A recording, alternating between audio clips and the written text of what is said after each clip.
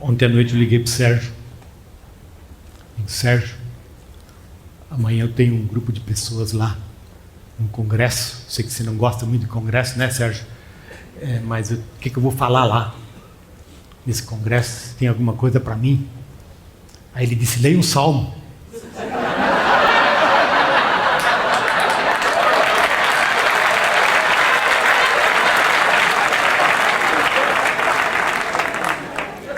Aí eu disse: mas Sérgio, é muito tempo. Vai no Salmo 119.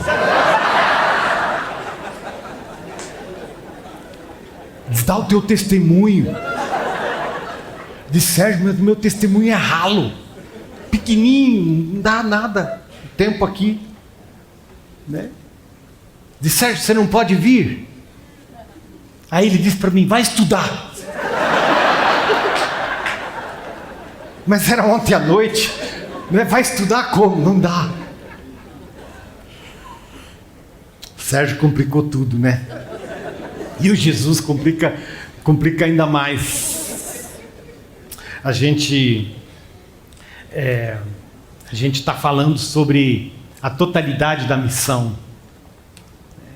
E falar sobre a totalidade da missão sempre um desafio.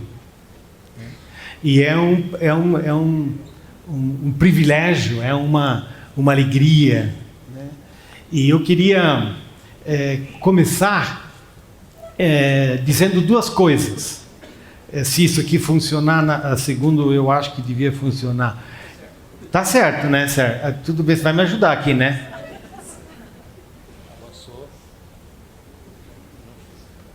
Avança aí. Jesus!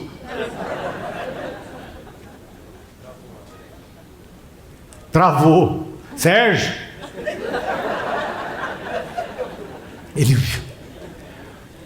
Acho que a primeira coisa que eu queria que a gente falasse uns para os outros, quando a gente está falando sobre a totalidade da missão, que a missão é de Deus.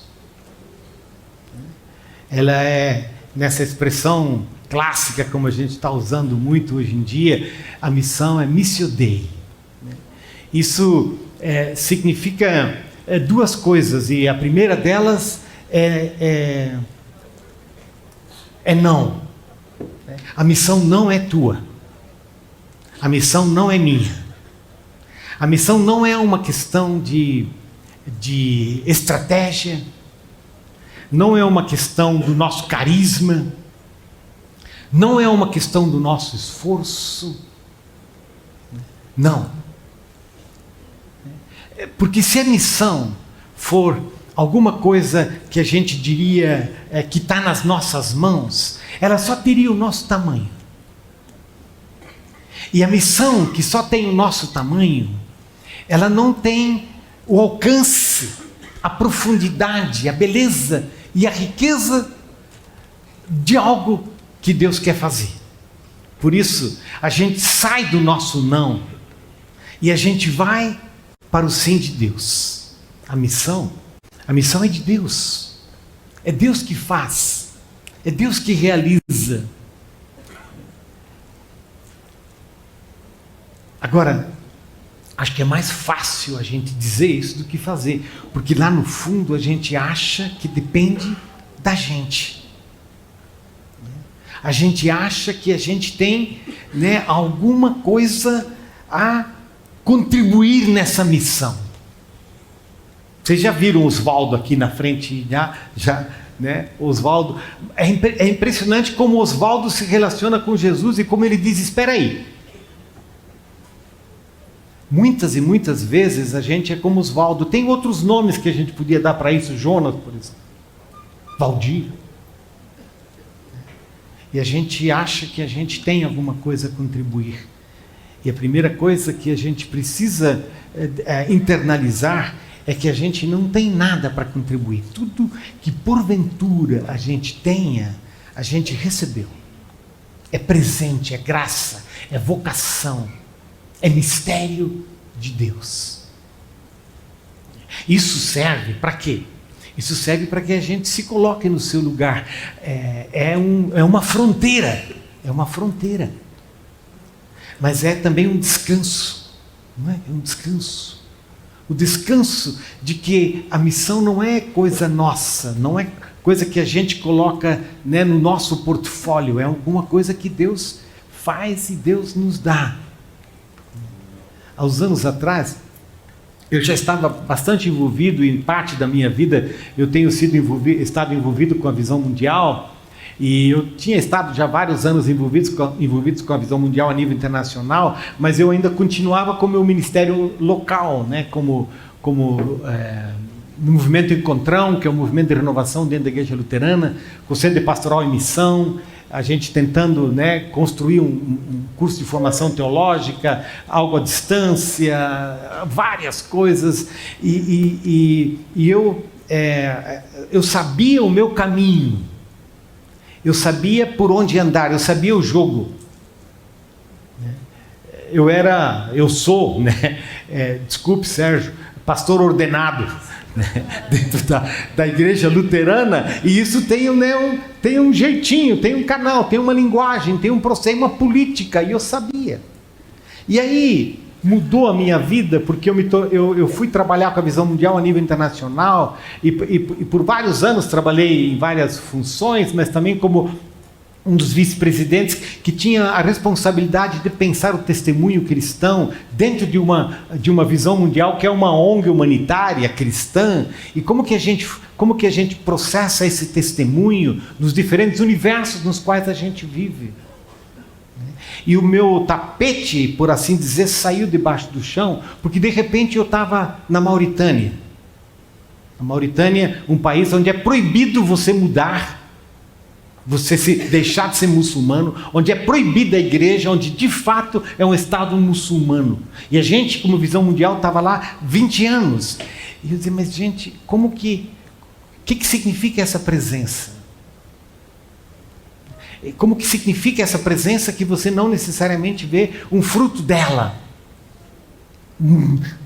Quantitativo, no jeito que a gente espera esse fruto. E eu me lembro que eu estava lá e a liderança da Visão Mundial ela era toda ela estrangeira, porque senão ela não seria cristã, não é? E nós tivemos a ceia no escritório da Visão Mundial, numa pequena mesa com algumas poucas pessoas. Por que eu estou contando essa história? Porque de alguma forma eu precisei descobrir como um sinal de graça de que a missão é de Deus.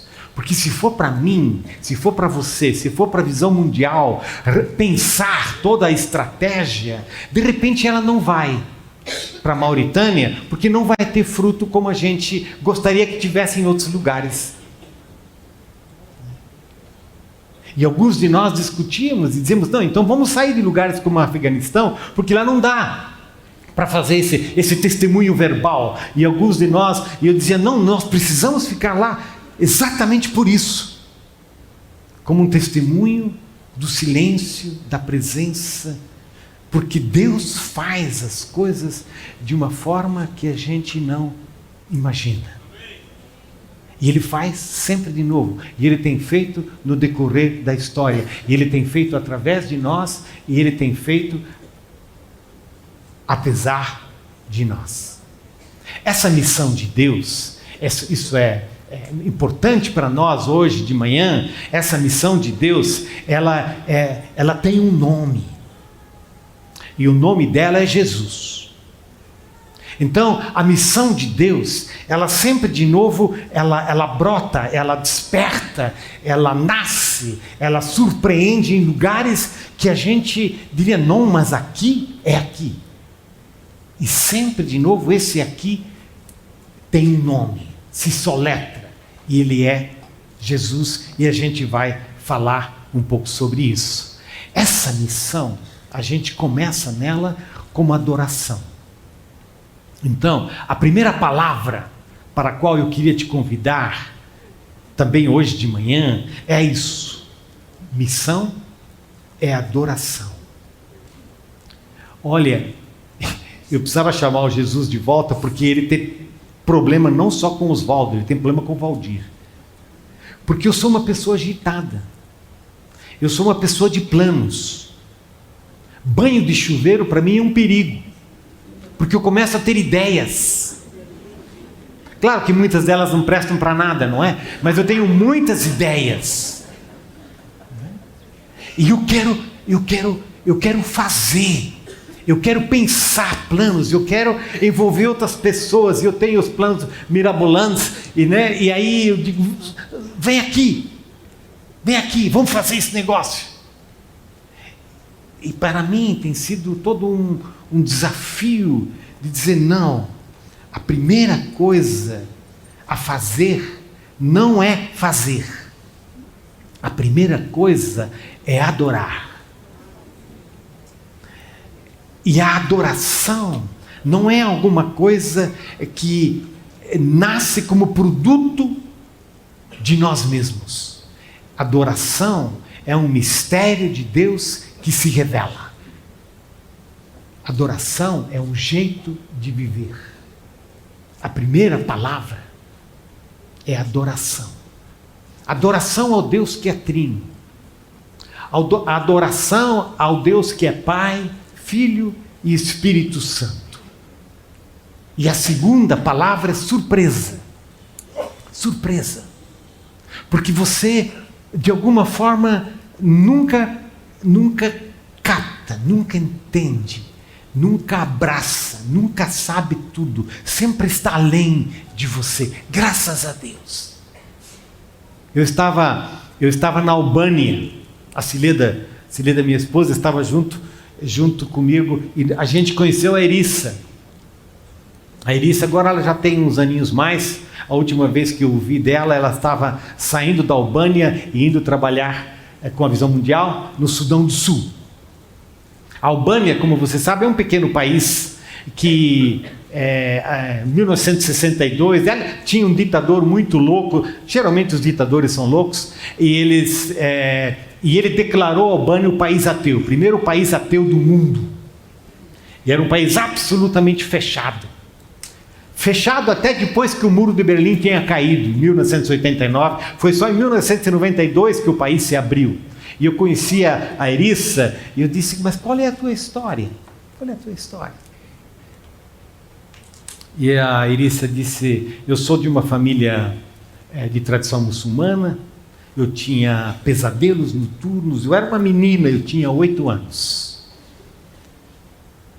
E um dia, uma amiga de uma irmã minha veio lá em casa, e no momento ela disse para mim, se você tiver pesadelos noturnos, você fala pelo sangue de Jesus. Eu não sabia nada, do que era, digamos, pelo sangue de Jesus. Na noite em que ela teve o pesadelo, ela tinha 8 anos, ela disse pelo sangue de Jesus. Ela teve um sonho, e no sonho apareceu Jesus para ela, apareceu alguém estendendo as mãos, e ela colocou as mãos dela nas mãos dele.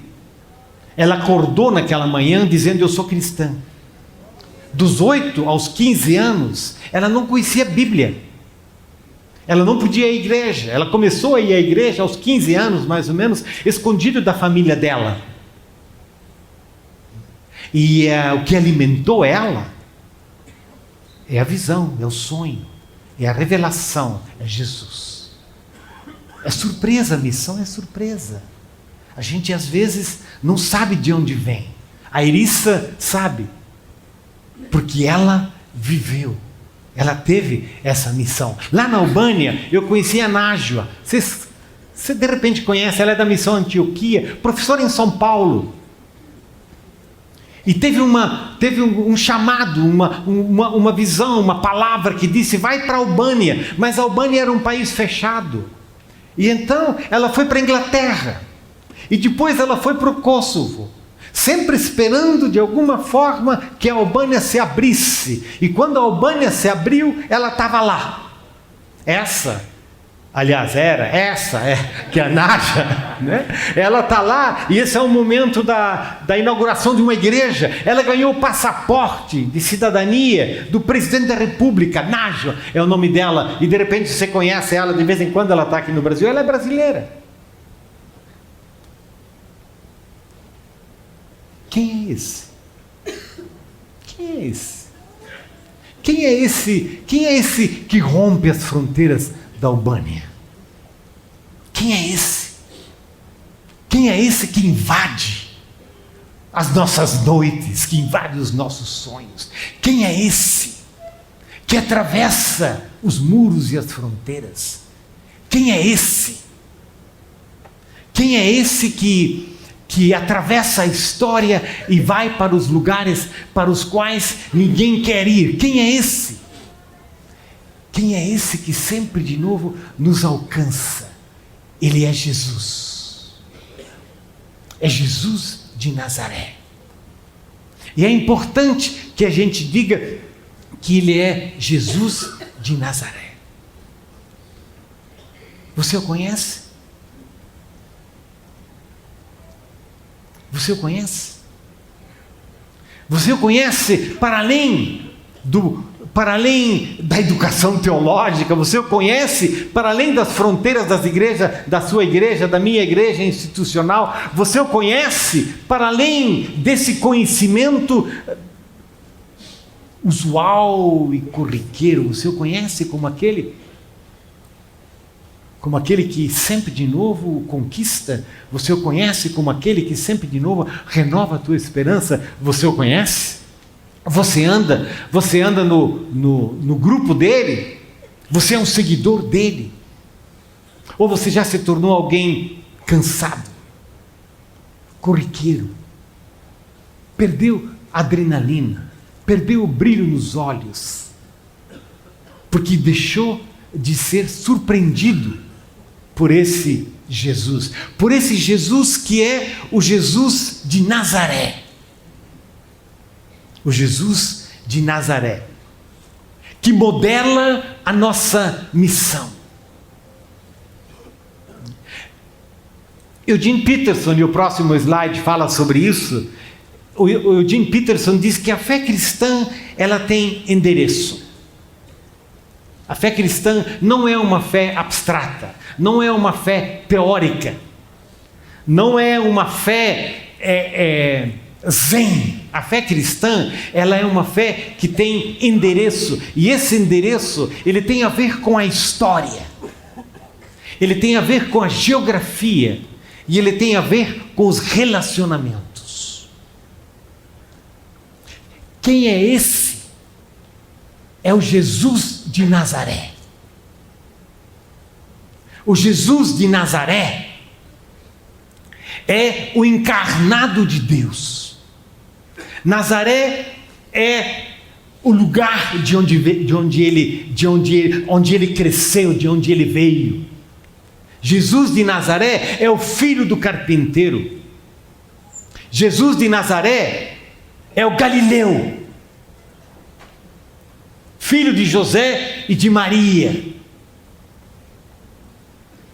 Hoje nós queremos olhar um pouco para o que nós temos chamado o fator Galileia. E o que quer dizer esse fator Galileia? Na época em que Jesus nasceu, basicamente o que a gente podia chamar da Palestina, de Israel, era dividido em duas grandes províncias. Uma delas era a província do sul, que era a província do sul da Judéia, onde estava Jerusalém e onde estava o templo, onde estava, por assim dizer, a sabedoria do povo de Israel, onde estavam grande parte dos escribas, dos fariseus, daquelas pessoas que administravam a religião, que administravam o templo, que administravam a tradição, que administravam os concílios, a marca. Há uma outra província, que é a província do norte da Palestina, que é a Galileia. A Galileia era, de alguma forma, um lugar onde os judeus do sul olhavam para a Galileia com o sentido de que eles não tinham de fato a verdadeira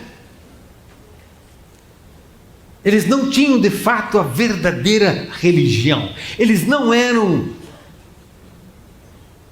eu quase ia dizer que eles não eram bons presbiterianos, mas aí não está legal, né? Eles não eram bons luteranos. Você não está me entendendo? Eles não tinham tudo bem em ordem, os 3 pontos, os estatutos, os símbolos, os 5 pontos.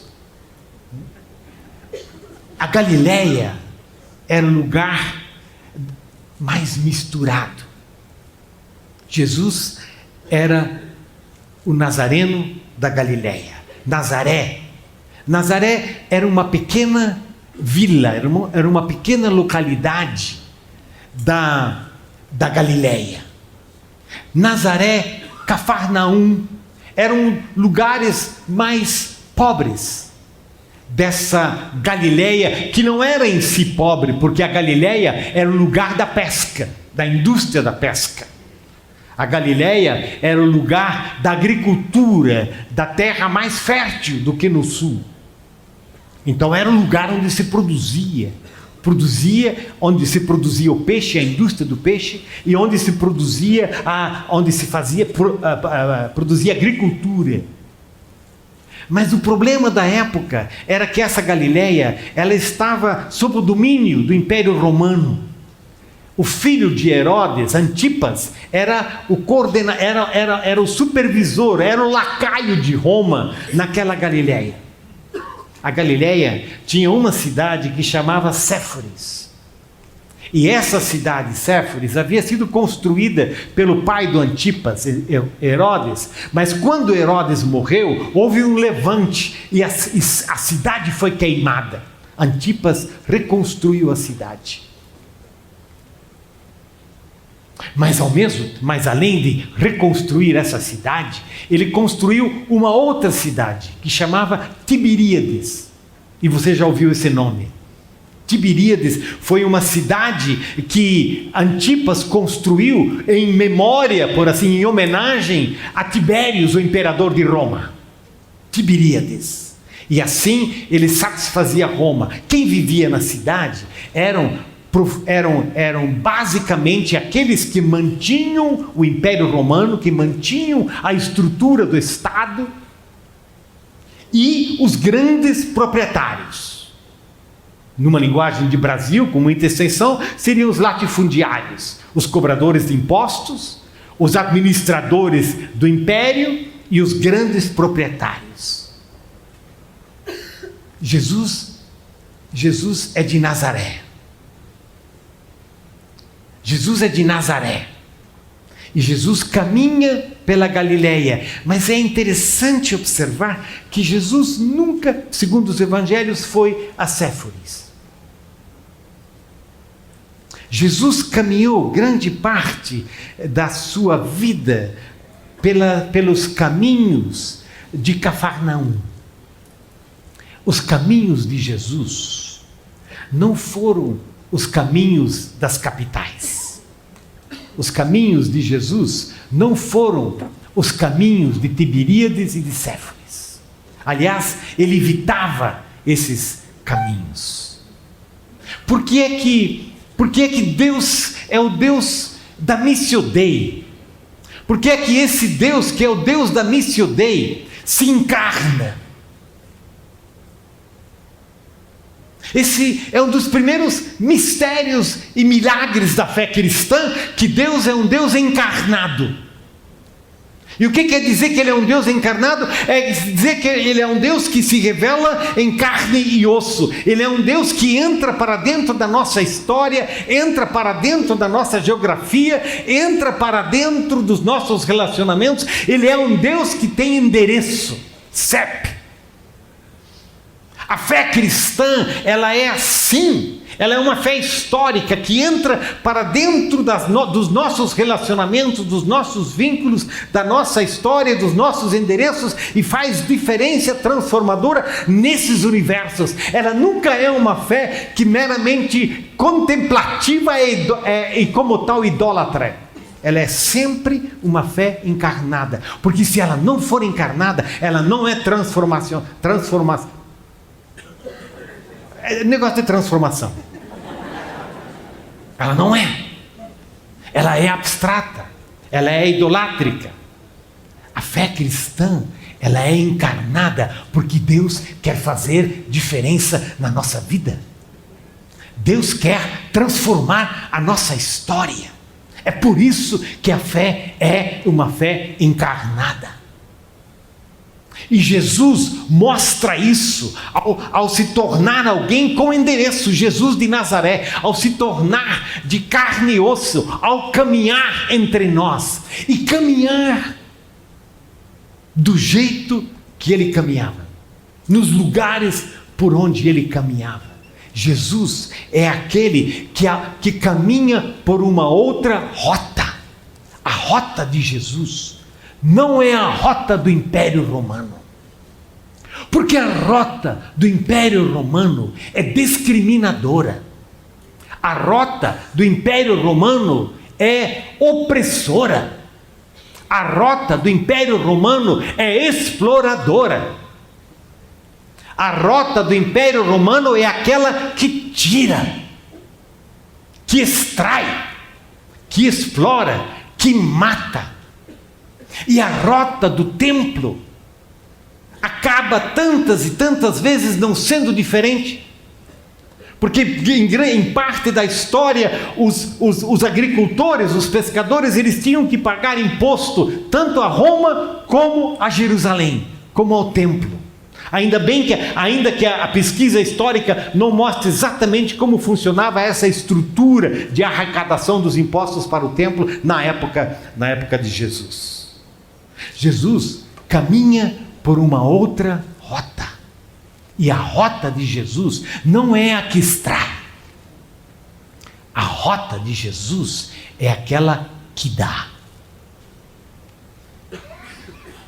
Basta para nós lermos as histórias, olharmos alguns dos textos que nos ajudam nessa caminhada. Nós vimos aqui a história do cego, o Bartimeu. Alguns dos textos falam em Bartimeu. Essa expressão vem de Lucas, capítulo 18, onde o cego diz: Senhor, eu quero ver.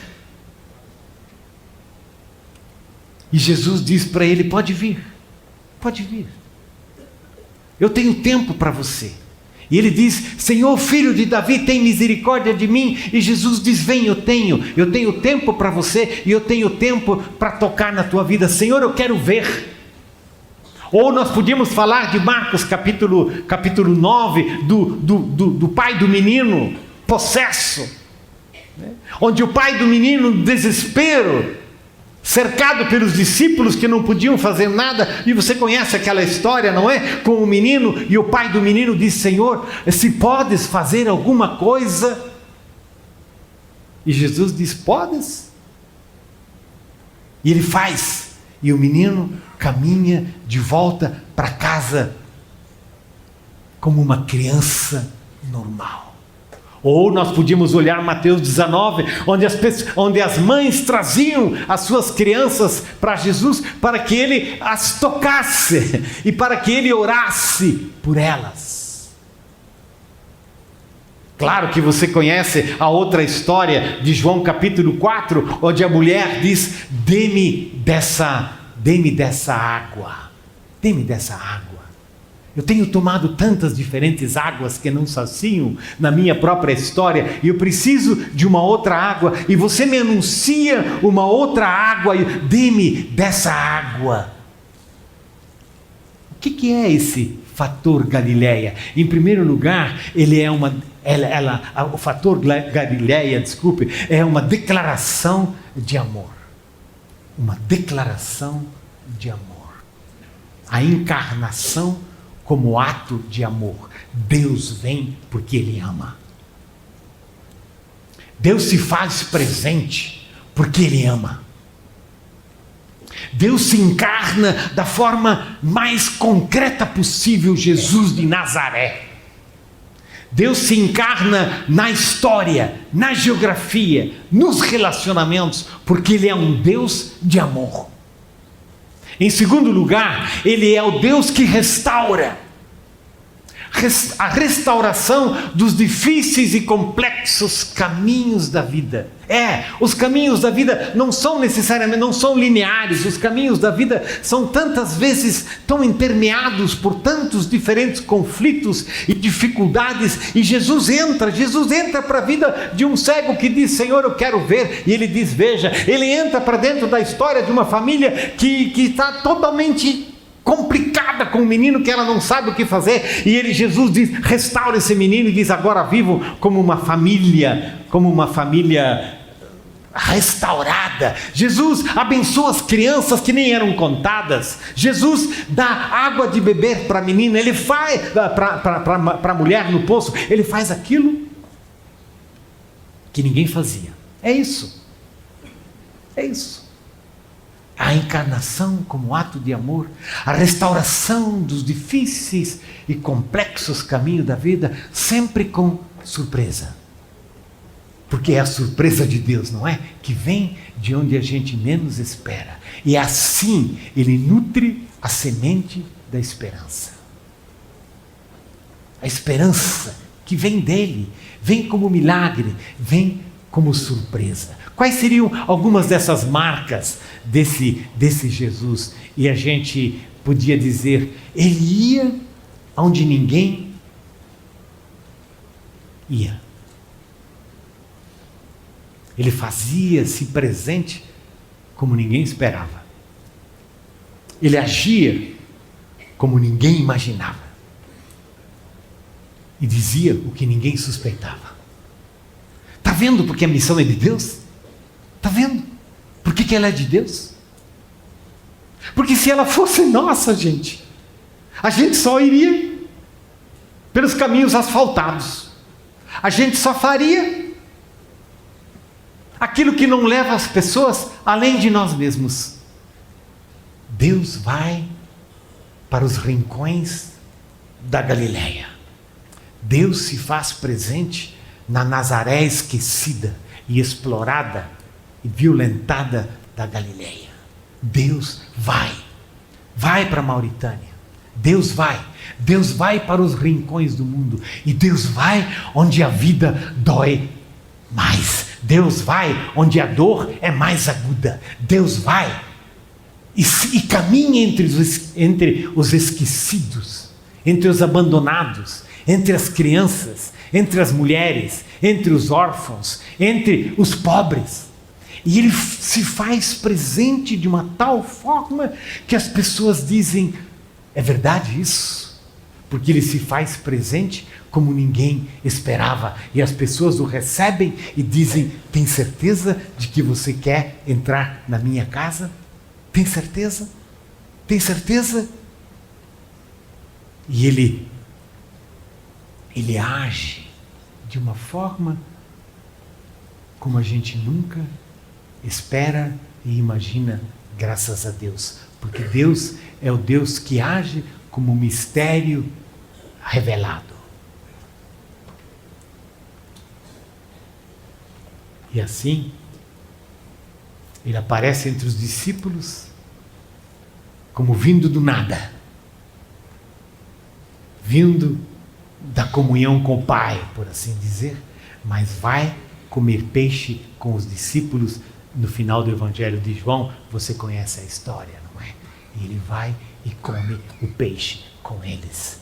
Deus aparece, emerge, fala na nossa vida sempre novamente, de formas surpreendentes e inesperadas, e sempre de novo a gente acaba comendo peixe com Ele.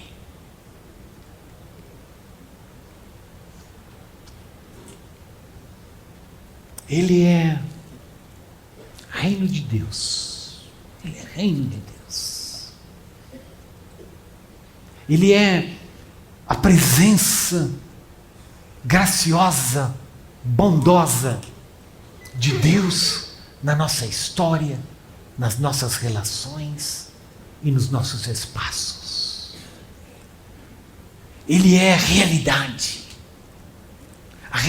que restaura e que começa a restaurar lá onde a gente não esperava e que faz o que a gente não imaginava. Os cegos veem, os coxos andam, os leprosos são purificados e aos pobres se lhes anuncia o Evangelho e uma nova esperança nasce. E aqueles com os quais Jesus convivia abriam os olhos, as mulheres sorriam, as crianças corriam para ele, porque elas estavam experimentando uma outra realidade e uma outra presença. Aqueles pobres da Galileia que estavam cansados de serem explorados, aquelas mulheres que muitas vezes se tornaram prostitutas, aqueles pequenos proprietários que perderam a sua vida porque a colheita não deu e não conseguiram pagar o imposto e se tornaram diaristas, e depois de se tornarem diaristas se tornaram mendigos. Todos esses experimentaram que Deus estava fazendo algo novo, e a resposta que Deus estava dando para eles não vinha de Roma, não vinha do templo. A resposta que Deus estava dando para eles vinha do amor de Deus. E eles experimentaram a esse Deus e eles disseram: Deus é bom, Deus tem tempo para mim, Deus olha para mim, Deus restaura a minha casa, Deus restaura as minhas relações, Deus fala comigo, Ele é realidade, e porque Ele é uma realidade tão presente, Ele é também a minha esperança. Essa a totalidade da missão de Deus. Deus que... perdão, já fui adiante esse negócio aqui. Eu apertei alguma coisa errada, né? Mas eu volto, está aqui, ó. Nessa totalidade de Deus, hoje, nós estamos falando muito da encarnação. Aliás, eu acho que a gente até precisava falar um pouco mais sobre a encarnação. Nós somos uma igreja que é pobre na teologia da encarnação, que tem a ver com esse movimento de Jesus, essa caminhada de Jesus pelos rincões da Galileia, e que a gente modele a nossa vida e o nosso jeito de fazer missão a partir disso. Mas claro que nós precisamos ir além da encarnação para a crucificação. Para algumas de nossas tradições, e a minha própria tradição luterana, é uma tradição que enfoca muito no Cristo, na cruz. Por isso, em todas as nossas igrejas você vai encontrar cruz. E é claro que a gente não vive sem a cruz, e que a cruz é o centro da nossa fé. Algumas outras tradições, elas caminham muito com a ressurreição, né? E falam e pregam, e nós nos tornamos fãs da ressurreição de Jesus. Mas eu queria lembrar para nós que não existe ressurreição sem crucificação. E não existe crucificação sem encarnação. E a encarnação é a porta de entrada. Porque sem ela, a gente não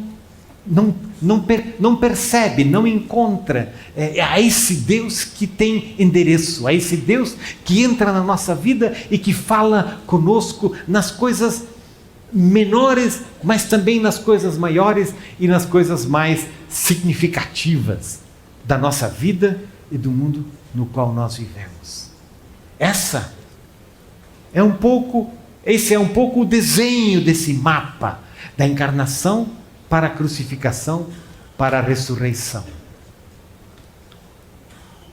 E uma das coisas que esse Cristo encarnado faz é que ele não caminha sozinho. Ele chama para si um grupo de pessoas para estarem com ele, mas não apenas para estarem com ele, mas para fazerem o que ele faz. E o legado com o qual nós caminhamos, quando nós falamos da missão, é de que a nossa missão é fundamentalmente a missão que Deus nos dá. Gente, nós não temos nada para anunciar, a não ser aquilo que Deus nos dá. Nós não temos nada para dizer, a não ser aquilo que Deus nos dá em sua palavra. Nós não temos nada que inventar, e tudo que nós inventamos é heresia e idolatria. O que nós precisamos é ser continuamente reencantados com o Evangelho de Jesus, que nos chama para dentro de si. E uma das grandes marcas dessa encarnação de Jesus é que ele diz: eu não quero andar sozinho, vem comigo, anda comigo. E ao andar comigo, fica parecido comigo. E ao ficar parecido comigo, você vai representar, você vai ser essa esperança e essa realidade transformadora que eu modelei para vocês nos caminhos da Galileia. Ande comigo e aprenda comigo. Isso significa para você e para mim que nós precisamos gastar muito tempo com Jesus, que nós precisamos andar pelos evangelhos. Continuamente nós precisamos andar pelos evangelhos. Nós somos uma igreja que caminha muito rápido para Paulo, se eu posso usar essa linguagem figurada e literal até, não é? Mas não tem jeito de chegar a Paulo sem passar por Jesus. Porque é ao passar pelo Jesus dos evangelhos que nós vamos encontrar os caminhos pelos quais o próprio Paulo caminhou depois. Por isso é importante que a gente seja uma igreja evangélica que vive nos evangelhos e vive dos evangelhos. E a partir desse encontro nós vamos ser contagiados com esse Jesus que diz: pegue a tua cama e ande. Com esse Jesus que diz: você está liberto. Com esse Jesus que diz: o reino de Deus está entre vós. E essa é a vocação da nossa vida, anunciar o reino de Deus. O reino de Deus como realidade, o reino de Deus como esperança, e nós vivemos dessa esperança. No início eu compartilhei com vocês que missão é adoração e surpresa, não é? Missão é missio Dei, missão é algo de Deus, e diante desse Deus a gente cai de joelhos, diante desse Deus a gente enrola as tripas, diante desse Deus a gente diz, não apenas, cadê Oswaldo, eis-me aqui, mas a gente diz: Senhor, tem misericórdia de mim. E a surpresa vem, então, da adoração para a surpresa. Foi assim que nós iniciamos, mas nós precisamos dar um passo adiante, e nós precisamos dizer uns para os outros que missão é entrega de vida. A vocação de Jesus é uma vocação para toda a vida, e é uma vocação não apenas para toda a vida em termos do tempo, ela é uma vocação para toda a vida em termos das nossas prioridades, em termos da realidade da nossa vida. Todas as áreas da nossa vida, de alguma forma, são transformadas, são transtornadas pelo Evangelho. Entrega de vida. E isso o Sérgio também falou ontem de uma forma muito importante, não é? Que não é simplesmente uma profissão, e nós precisamos reconhecer que nós estamos profissionalizando o exercício da fé. Muitas e muitas vezes hoje nós estamos muito mais parecidos com a indústria do templo de Jerusalém do que com os caminhos da Galileia. E ao falarmos sobre a totalidade da missão, essa fala sobre a totalidade da missão é um chamado para a nossa conversão. Para a nossa conversão de Jerusalém para a Galileia. Das nossas instituições, por assim dizer, e dos nossos aparatos, e das nossas grandes empresas, e das nossas grandes marcas, para a renúncia de si mesmo. Nós precisamos seguir um outro destino, que não é o destino do mundo. O destino do mundo é um destino quantitativo, o destino do mundo é um destino estratégico, o destino do mundo é um destino de gestão, o destino do mundo é um destino de cuidar da sua própria marca, o destino do mundo é o destino da produtividade. Em Jesus nós temos um outro destino, que é o destino do amor, que é o destino de serviço, que é o destino da morte, que é o destino da cruz. Porque o Cristo encarnado é o Cristo que caminha para a cruz. E você e eu não temos outro destino, a não ser o destino da cruz. Por isso, a missão é isso, é seguir esse Jesus, andar por onde ele andava.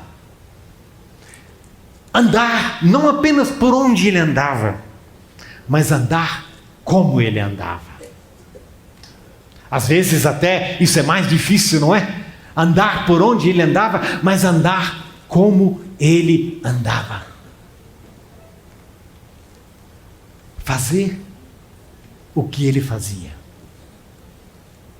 Conversar como ele conversava. Ser como ele era. Totalidade da missão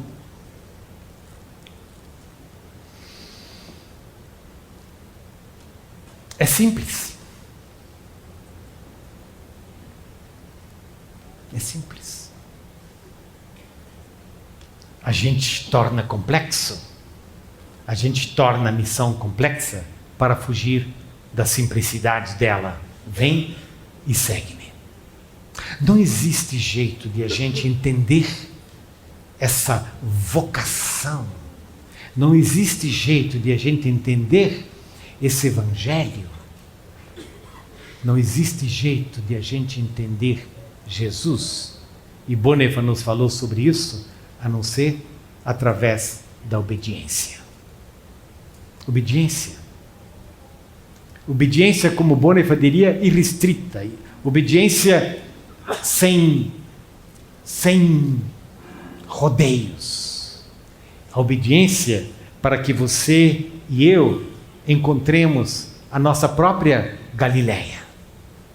E a partir desse encontro com a Galileia, que é o encontro com a nossa vocação, a gente se perceba como um discípulo de Jesus, a serviço da missão de Deus. Essa missão de Deus, ela não se faz sozinha. Ela se vive em comunidade. Por isso, não ande sozinho. Não ande sozinho, não fique sozinho. Não seja arrogante ao ponto de andar sozinho. Mas junto, de joelhos, diante de Deus, sejamos continuamente convidados para dentro da sua história, surpreendidos com a sua graça e desafiados para viver a serviço do seu reino. Nesse pequeno livro, Fazendo Teologia, de Olho na Maria, eu tento falar um pouco sobre esse caminho da Galileia. Nesse livro que também o Carlos Queiroz e eu temos artigos, e o Ricardo Barbosa e eu editamos sobre nova liderança, a gente fala um pouco sobre essa liderança ao estilo de Jesus, está lá na banca da Ultimato. O que eu queria terminar dizendo é, eu não dou conta da vivência desse discipulado sozinho. Eu preciso de você. Eu preciso do outro. E a gente precisa, nesse nosso país, ser essa comunidade de homens, de mulheres, de igrejas, que estão continuamente cativadas por Jesus. E que sorriem, que mantêm nos olhos o brilho do Jesus de Nazaré. E que, cativados por esse Jesus de Nazaré, se sabem sempre de novo em estado de adoração e de surpresa.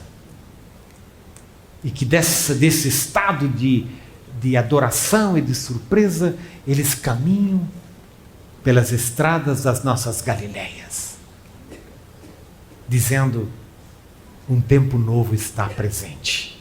Deus está entre nós e Ele é bom. Ele é bom. Os cegos veem, os coxos andam, os leprosos são purificados. Aos pobres eles anunciam o Evangelho, e isso significa que Deus está conosco. E não há nada que nós precisemos mais, senão a Ele. E não há nada que a nossa realidade e a nossa sociedade precise mais do que Jesus. É Ele, é Ele. E Ele é uma declaração de amor, do amor de Deus para conosco. Descubra a sua Galileia, viva nela, e a sua vida será fantástica. Será uma vida crucificada. Amém? Amém.